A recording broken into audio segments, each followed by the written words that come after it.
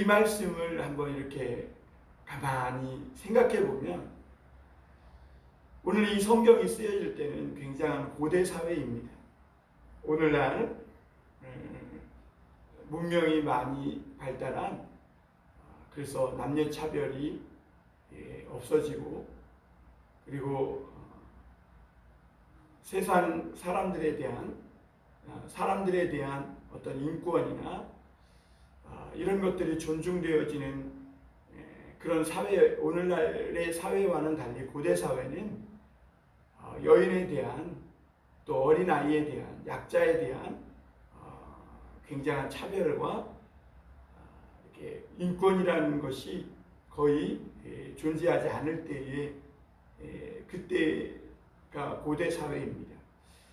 그런데 오늘 이 레위기 말씀을 읽으면서 고대 사회에 임신하여 출산한 여인, 여자에 관한 말씀이 이렇게 성경에 기록됐다는 것을 생각해 보면 참 우리가 믿는, 섬기는 그 하나님은 참 좋으신 하나님이시다.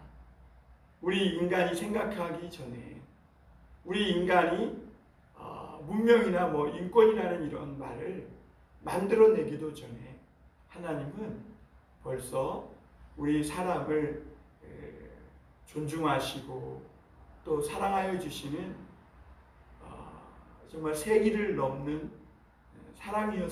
사랑이 있으셨음을 우리가 볼 수 있습니다.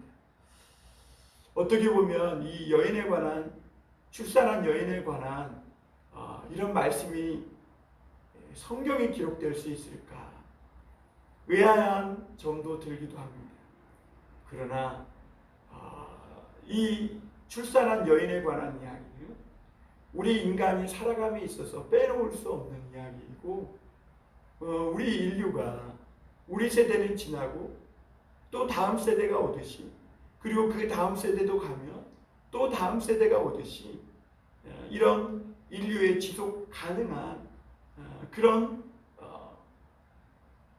어떤 일들을 만들어내는 소중한 인간의 활동이 임신하고 출산한 그런 활동이 아닌가 하는 생각이 듭니다. 오늘 우리 한국교회 출산율이 큰 이슈가 되고 있습니다. 왜냐하면 0명대에 들어섰다는 거예요. 2020년도 얼마 전에 나타난 통계에 보니까 대한민국 출산율이 0.89명이라고 합니다. 그만큼 결혼하고 아이를 낳는 일이 물론 경제적인 또 사회적인 어떤 구조적인 배경도 있겠지만 좀 터부시되는 것이 아닌가 하는 그런 생각을 해보게 됩니다. 그런 오늘날 사회에 있어서 오늘 이 레위기 말씀은 시대를 넘어 오늘 우리에게 주는 정말 중요한 말씀이 아닌가 이런 생각을 하게 됩니다. 그래서 오늘 우리 이 말씀을 피상적으로 읽게 되면 마치 출산한 여인이 부정한 여인이요, 마치 출산한 일들이 굉장히 부정적인 일들처럼 말하여지고 있는 것처럼 보여진다는 것입니다. 그래서 출산한 여인은 부정해서 마치 7일 동안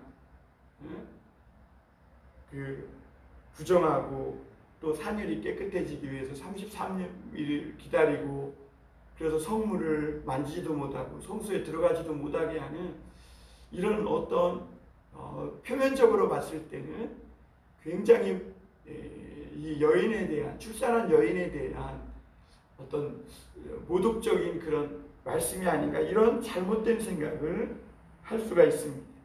그런데 오늘 말씀을 찬찬히 읽어보면요, 제가 앞서 말씀드린 대로 그 반대입니다. 하나님이 얼마나 출산한 여인을 위해서 배려하셨고 사랑하셨는지, 고대 사회에서 존중받지 못하고 또 보호와 어떤 도움을 받지 못했던 여인에 관해서 하나님은 법적으로 출산한 여인을 보호하고 또 그들의 인권을 존중히 여기는 하나님의 큰 사랑이 나타난 그런 말씀이라고 볼 수가 있습니다. 오늘 말씀은 크게 두 가지 내용입니다. 첫째는 출산한 여인은 좀 쉬어야 한다는 것입니다. 그 아이를 생산해내고 나서 오는 그 체력의 한계, 그 고통과 아픔, 그것이 완화될 때까지 아무리 급하고 아무리 힘든 일이라도 아무것도 출산한 여인은 손을 대지 않고 쉬어야 한다는 것입니다. 그리고 남자아이를 낳으면 33일을, 그리고 여자아이를 낳으면 66일을, 그 2배, 남자아이를 낳았을 때 2배의 쉬는 기간, 산혈이 깨끗해지는 시간을 주어서 쉬게 하고 약해진 체력과 몸을, 그리고 영적인 정신적인 면을 보호받고 존중받도록 하셨음을 볼 수가 있습니다. 그리고 8절, 6절 이하부터는 이 출산한 여인은 그 모든 이 시간이 정한 기한이 찬 후에는 반드시 하나님께 나와 번제와 속죄제를 드려야 한다는 것입니다.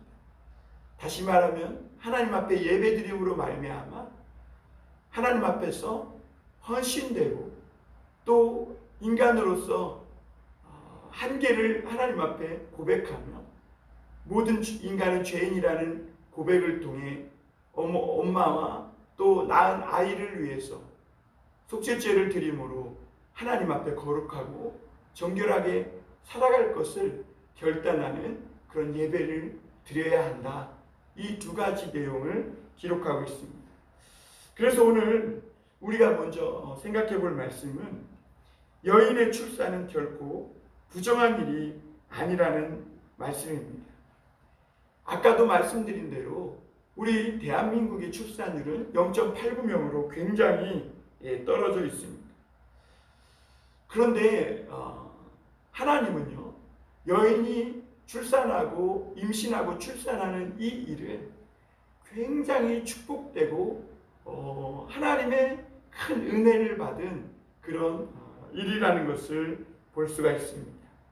창세기 1장 28절에는요, 생육하고 번성하라 이렇게 말씀하셨어요. 하나님이 에덴 동산을 지으시고 그리고 그 가운데 남자와 여자를 만드신 후에 그들이 서로 사랑하게 하시고 서로 사랑함으로 말미암아 자녀를 갖고 출산하게 하셨는데 이 일은 분명히 하나님의 큰 축복이었습니다. 그래서 하나님은 너희들이 이렇게 생육하고 번성하여 온 땅에 충만하라 하셨고 그렇게 남자와 여자를 축복하셨음을 볼 수가 있습니다. 시편 127편 3절 5절에 보면 보라 자식들은 여호와의 기업이요 태의 열매는 그의 상급이로다. 젊은 자의 자식은 장사의 수중에 화살 같으리니 이것이 그의 화살통에 가득한 자는 복되도다. 그들이 성문에서 그들의 원수와 담판할 때에 수치를 당하지 아니하리라. 저도 자식이 넷이 있는데요, 요즘 사회에서는 자녀를 많이 낳으면 마치 굉장히 부끄럽고 수치스러움을 가져야 하는 그런 뉘앙스를 풍기기도 합니다. 왜냐하면 오늘날은 자녀 한둘 낳아서 이렇게 모든 사교육과 제공해 줄 수 있는 최고의 어떤 옷이라든지 편의를 제공함으로 자녀를 잘 키워야 한다는 사상이 지배적입니다. 감당할 수도 없으면서 많이 낳는 것은 어떻게 보면 부모의 무책임이다, 아동학대다 이렇게까지 말하는 그런 사람들도 있습니다. 그런데 자녀 넷을 낳은 저희도 때때로 그런 눈총을 받기도 하고, 우리가 자녀 넷이라고 하면 외국자라고 겉으로는 그렇게 말하지만 속으로는 참으로 무식한, 또는 어떻게 보면 참 무분별한 사람으로 이렇게 경멸주의 눈총을 받을 때가 있습니다. 그러나 저는 개의치 않습니다. 왜냐하면 저는 세상 사람들의 가치관을 따르는 사람이 아니라 하나님의 말씀의 가치를 따라가는 사람입니다. 시편 127편에는 분명히 말씀하고 있어요. 보라, 자식들은 여호와의 기업이요 상급이라는 거예요. 그래서 이 젊은 자의 자식은 장사의 수중의 화살과 같다는 것입니다. 하나님은 분명히 자녀 출산에 대해서, 자식들에 대해서 축복이요, 대열매요, 상급이라고 분명히 말씀하고 있기 때문에 그래요.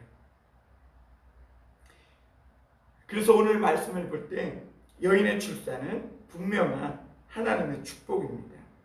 부정한 일이 아니라는 것입니다. 그래서 자식이 태어난 순간 이 믿음의 가정에는 경사가 일어나고 그리고 큰 기쁨과 평안이 있습니다. 이삭을 낳고 난 아브라함의 가정이 그랬습니다. 그래서 이삭의 이름은 웃는다, 그가 웃는다라는 뜻입니다. 아브라함의 가정이 수년 동안 자식이 없다가 이삭을 낳고 그리고 큰 경사가 있었음을, 그리고 잃어버렸던 웃음을 되찾고 기쁨이 넘치는 믿음의 가정이 되었음을 볼 수가 있습니다. 그래서 오늘 말씀은 이런 여인의 출생에 대한 부정의 말씀이 아니라 오히려 여인에게 이 출산은 하나님의 창조 사역에 동참하는 위대한 그런 하나님의 섭리의 계획에 참여하는 일이라는 것을 우리가 볼 수 있고, 그리고 하나님은 그 하나님의 위대한 계획과 사역에 동참한 이 여인들을 그 누구도 존중해 주지 않고 보호해 주지 않는 사회 속에서 법으로 누구 하나 손대지 못하도록 이렇게 보호해 주시고 있음을 볼 수가 있습니다. 하나님의 은혜를 입고 구속받은 성도들에게, 구원받은 하나님의 사람들에게 인간은 죄로 말미암아 이 출생의 고통이 더해진 것은 사실이에요. 그러나 처음부터 그런 것은 아닙니다. 인간이 타락했기에 출생의 고통, 노동의 고통이 더해진 것이죠. 그러므로 이제 구원받은 우리 그리스도인들의 생각은 바뀌어져야 합니다.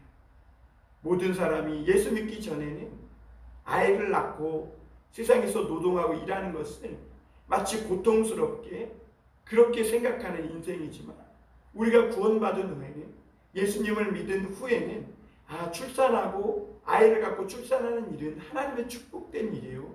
또 세상에서 일하고 수고하는 것은 하나님이 주신 분복을 누리며 사는 그런 낙이다, 그런 기쁨이다라는 그런 마음을, 그런 가치관으로 바뀌어져 합니다. 그럼 오늘 말씀에서 왜 여인의 출산에 대해 말씀하면서 성경은 부정이라는 말씀을 쓰고 있습니까? 오늘 말씀을 자세히 뜯어보면 여인이 임신하고 출산하는 것은 분명히 하나님의 큰 축복이요, 인생의 아름다운 열매요, 부정적인 것이 절대로 아닙니다. 그럼에도 불구하고 오늘 말씀이 부정이라는 말을 사용한 의미는 여인이 출산할 때 흘리는 그 산열, 피에 있습니다. 여인은 아이를 낳을 때 많은 피를 흘리게 됩니다. 이 피는 애기에 의하면 생명입니다. 그래서 오늘 4절에도 보면 이렇게 말합니다. 그 여인은 아직도 33일을 지내야 산열이 깨끗하리니 정결하게 되는 기한이 차기 전에는 성물을 만지지도 말며 성소에 들어가지도 말라. 그리고 5절에도 보면 이렇게 말합니다. 여자를 낳으면 그는 2일에 동안 부정하리니 월경할 때와 같을 것이며 산열이 깨끗하게 되면 66일을 지내야 하리라. 왜 출산할 때 부정이라는 말을 사용했냐면 2절에도 있는 것처럼 여인들이 출산할 때 많은 피를 흘리고 그래서 월경할 때와 같이 부정할 것이다, 이렇게 말하는 것을 볼 수가 있는데요. 다시 말하면 여인이 아이를 낳을 때 부정하다고 이렇게 말하는 것은 어떤 도덕적인 면이 아니라 의식적인 면에서 그런 것이고, 그리고 이 부정이라는 단어를 통해서 여인이 아이를 낳을 때 또는 월경할 때 많은 피를 흘리고 그러므로 말미암아 오는 면역력의 약화, 체력의 저하를 통해서 당시 사회의 수많은 질병과 전염병으로부터 보호해주는 그런 조치였음을 우리가 볼 수가 있습니다. 우리 옛날 어른들도 아이를 낳으면 금줄을 쳐서 사람이 가까이 접근하는 것을 어느 기한 동안 금했던 것을 볼 수가 있습니다. 왜 그렇습니까? 그 여인을 보호하고 아이를 질병으로부터 보호하기 위함입니다. 그리고 여인에게는 따뜻한 미역국을 끓여줌으로 말미암아 아이를 낳고 많은 피를 흘린 일에 대해서 체력적으로 보완할 수 있는, 그리고 다시 회복할 수 있는 그런 시간들을 주었음을 볼 수가 있습니다. 고대 사회의 여인들은 아무리 힘들고 어려운 상황 속에서도 많은 일을 노예처럼 해야 하는 그런 사회였습니다. 당시 고대 사회에서 여인과 아이, 약자들은, 과부나 이런 사람들은 인권의 존중을 받지 못했고, 어떻게 보면 노예처럼 쉬고 보호받을 수 있는 그런 장치들이 없었음을 보게 됩니다. 특히 아이를 낳으면, 오늘 말씀해 보면 특히 여자아이를 낳으면 2배로 쉴 수 있음을 보게 되는데요. 남자아이를 낳으면 7일 동안 부정하고 33일 동안 사혈이 깨끗해지는 시간을 갖게 됩니다. 그러나 여자아이를 낳으면 14일이 부정하고 66일 동안 산혈이 깨끗해지는 시간을 갖습니다. 저는 오늘 이 말씀을 이렇게 보고 싶습니다. 하나님은 이 여인이 아이를 낳고 출산함으로 말미암아 흘린 그 피로 인해서 체력과 면역력이 떨어진 육체적인 그런 보호뿐만이 아니라 여자아이를 낳았을 때 당시 고대 사회에서 오는 정신적 스트레스가 있었을 것입니다. 고대 사회는 농경 사회였고, 그렇기 때문에 남자 선호 사상이 있었음을 볼 수가 있습니다.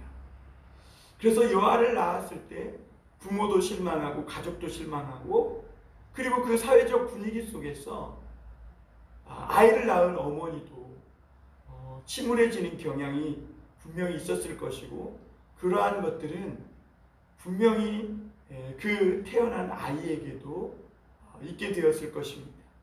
그런데 하나님은 그런 모든 것으로부터 충분히 영적으로 또 정신적으로 신과 보호를 받을 수 있도록 위로의 시간을 갖게 하기 위해서 여자아이를 낳았을 때는 오히려 남자아이를 낳았을 때보다 2배로 더 쉬고 보호받을 수 있는 시간을 주신 것이 아닌가 생각하게 됩니다. 그리고 오늘 한 가지 또 생각해 볼 것은, 여인은 정한 기한이 차면 번제와 속죄제를 드려야만 했습니다. 번제는 우리가 앞에 제사의 종류에 대해서 봤을 때처럼 헌신을 의미하고, 속죄제는 왜 속죄제를 드려야 합니까? 모든 인간은 죄인입니다. 아무리 어린아이가 귀엽고 예쁘지만 태어남과 출생과 동시에 죽음이라는 정말 어둠을 향해 나아가게 됩니다. 그것은 모든 인간에게 똑같습니다. 왜냐하면 모든 인간은 죄인이기 때문에 하나님의 영광에 이르지 못하기 때문입니다.